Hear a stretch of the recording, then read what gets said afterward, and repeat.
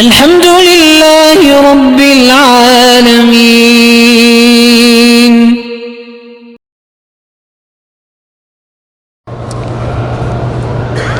جنازے کے بعد جو لوگ قبرستان میں مٹھائی تقسیم کرتے ہیں خوش ہوتے ہیں کہ جان چھوٹ گئی اس سے کہ دفع ہو گیا، بالکل بدعت ہے، حرام ہے. زندوں پہ نہیں کرتے، مردوں کو جا کے مٹھائی کھلاتے ہیں.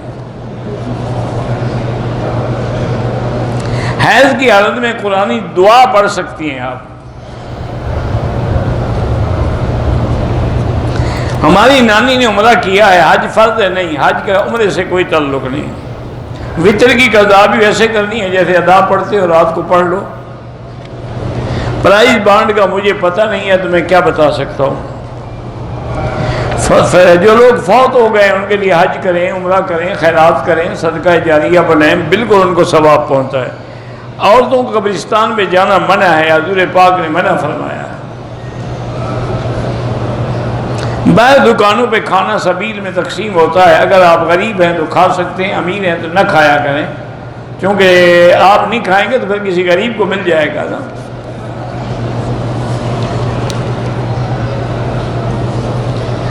ایک آدمی نے طواف کے چکر بھول کے 8 چکر لگا لیے، کچھ نہیں ہوتا. سائی کرنے کے بعد سر کے بال کاٹنے سے پہلے صابن صرف سر پہ رکھا یا سارے سر کو مارا؟ رکھنے سے کچھ نہیں ہوتا. آب زمزم کا کنواں کہاں واقع ہے؟ مقام ابراہیم کے پیچھے.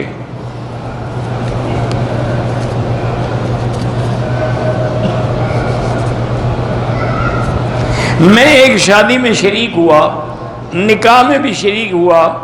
بعد میں ہمیں پتہ چلا کہ جس لڑکی کا نکاح کیا گیا ہے نکاح کے وقت وہ حاملہ تھی، اور شرکت کرنے والوں کا نکاح نہیں ٹوٹا، لیکن اس کے ساتھ نکاح کیسے ہو سکتا ہے جب تک وہ حاملہ وضع حمل نہ ہو، اور وہ بھی نعوذ باللہ یعنی زنا کی اولاد.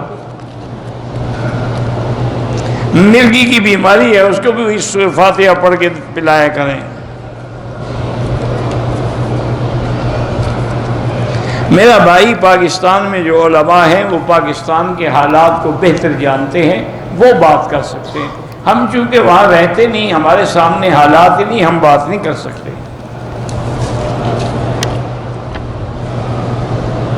میں اپنے بھائی کو صدقے کی رقم سے مدد کر سکتی ہوں، بالکل زکوٰۃ بھی دے سکتی ہوں. پریشان ہے، مدد کر سکتی ہیں، بتانے کی بھی ضرورت نہیں ہے.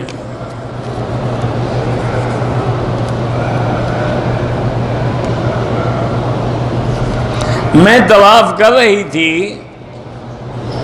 وہیل پر مجھے کچھ پتہ نہیں، نیند کی جھپکی لگی. کچھ نہیں ہوتا، طواف ٹھیک ہے آپ کا.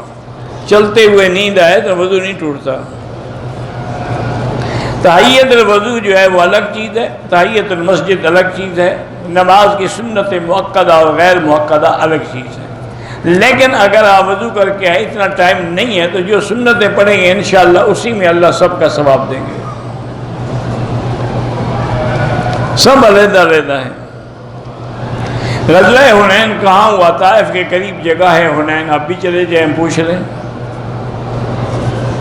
وہاں کے شہداء کہاں دفن ہیں اللہ عالم، میں تو کبھی گیا نہیں. قبروں کی تلاش تمہیں رہتی ہے، ہمیں تو اللہ کا کعبہ کافی ہے. میرے ایک بھائی کا لڑکا نہیں، اللہ سے دعا مانگنی چاہیے. جن کی اولاد نہیں وہ بھی اللہ سے دعائیں مانگیں. میری بہن بیمار ہے، اللہ شفا عطا فرمائے. بہرحال ظالمانہ ٹیکس دینا جو ہے وہ ناجائز ہے. جماعت کے ساتھ سورۃ فاتحہ پڑھنا ضروری نہیں ہے، امام کا پڑھنا کافی ہے.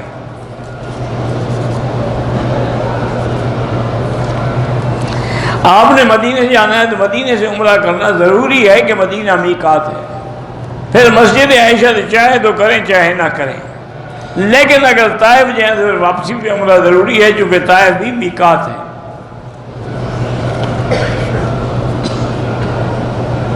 نماز کے اوقات میں کاروبار بند کرنا چاہیے، بالکل بند کرنا چاہیے. جب نماز کھڑی ہو جائے تو وہاں اور نفل پڑھنے کی بھی اجازت نہیں، تو کاروبار کرنے کی اجازت کہاں ہے؟